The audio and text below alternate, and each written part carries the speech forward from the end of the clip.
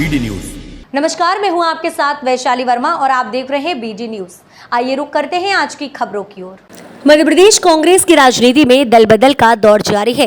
कांग्रेस प्रवक्ता अब्बास हफीज ने कहा, जब कोई पार्टी पावर में होती है तो कई लोग दल बदल लेते हैं।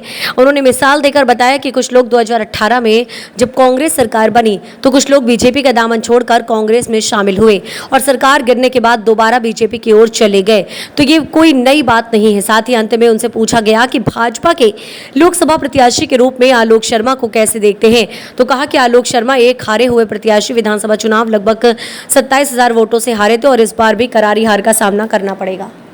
देखिए, पहली बात तो यह है, राहुल जी ने सबसे पहले ये कहा था कि जिसको डर लगता है आरएसएस में वो जा सकता है, बीजेपी में जा सकता है, और जो नहीं डरता है वो कांग्रेस पार्टी में शामिल हो। तो जो लोग डर गए हैं वो जा रहे हैं, जिनके व्यापार ऐसे हैं, जिनको संरक्षण चाहिए सरकार का, वो जा रहे हैं। इस भारतीय जनता पार्टी की सरकार में यही दमन देखा है हमने कि अगर कोई विरोधी है तो उसको दबाने के लिए हर संभव प्रयास किया जाए, उस पर कार्रवाइयाँ की जाएँ और उसको अपने पार्टी में शामिल किया जाए, भले ही उस पर कितना ही हमने भ्रष्टाचार का बीजेपी को आरोप लगाते हुए देखा हो। ये भारतीय जनता पार्टी हो या कांग्रेस पार्टी हो, जब सत्ता में आता है कोई भी राजनीतिक दल, उसकी तरफ लोग आकर्षित होते हैं अपने फ़ायदे के लिए। जब कांग्रेस पार्टी आई थी सत्ता में 2018 में, तब हमने देखा था स्वर्गीय सरताज सिंह जी जैसे मंत्री स्तर के लोग, रामकृष्ण कुसमारिया जी जैसे मंत्री स्तर के लोग ये कांग्रेस में शामिल हो गए थे। सरकार गिरी कांग्रेस की, दोबारा बीजेपी में चले गए।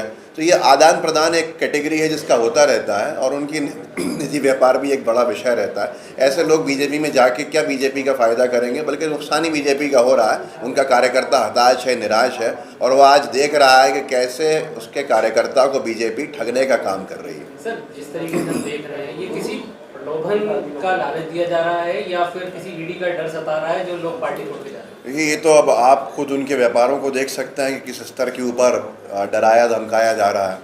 कुछ लोग अपने निजी स्वार्थ के लिए जाते हैं तो कुछ लोग डर के जाते हैं। हर चीज़ साम दाम दंड भेद का इस्तेमाल लोकतंत्र के शीतहरण के लिए अगर भारतीय जनता पार्टी करने को उतारू है तो क्या कह सकते हैं इस पर। जो नहीं जा रहा है, आज झूठ बोला जा रहा है, 100 कार्यकर्ता 1000 कार्यकर्ता झूठ बोलते हैं, पेड वर्कर्स लेकर आते हैं जो सिर्फ जिनका जैसे हमारे ग्रामीण मजदूर होते हैं, ऐसे हमारे शहरी मजदूर होते हैं बेचारे जो अपने संघर्ष करके अपना घर चलाते हैं। ऐसे ही एक राजनीतिक मजदूर भी हो गए हैं जो हर पॉलिटिकल रैलीज़ में जाते हैं, 500 रुपये 600 रुपया उनका रेट है। वो बीजेपी के साथ जुड़े होंगे, बीजेपी खड़ा कर देती है उन लोगों को। दे सूची किसकी, तो इक्का दुक्का लोग जा रहे हैं, कोई बहुत बड़ी संख्या में लोग नहीं चलेगा। कांग्रेस का कार्यकर्ता मैदान में है। हमारा 41% का वोट शेयर है इस मध्य प्रदेश में, वो ऐसे ही नहीं है। आलोक शर्मा जी ने आज नामांकन दाखिल करा, क्या कहेंगे? हारे हुए प्रत्याशी हैं, जोश के साथ कर रहे हैं, खुशी का मौका कभी कभी मिलता है।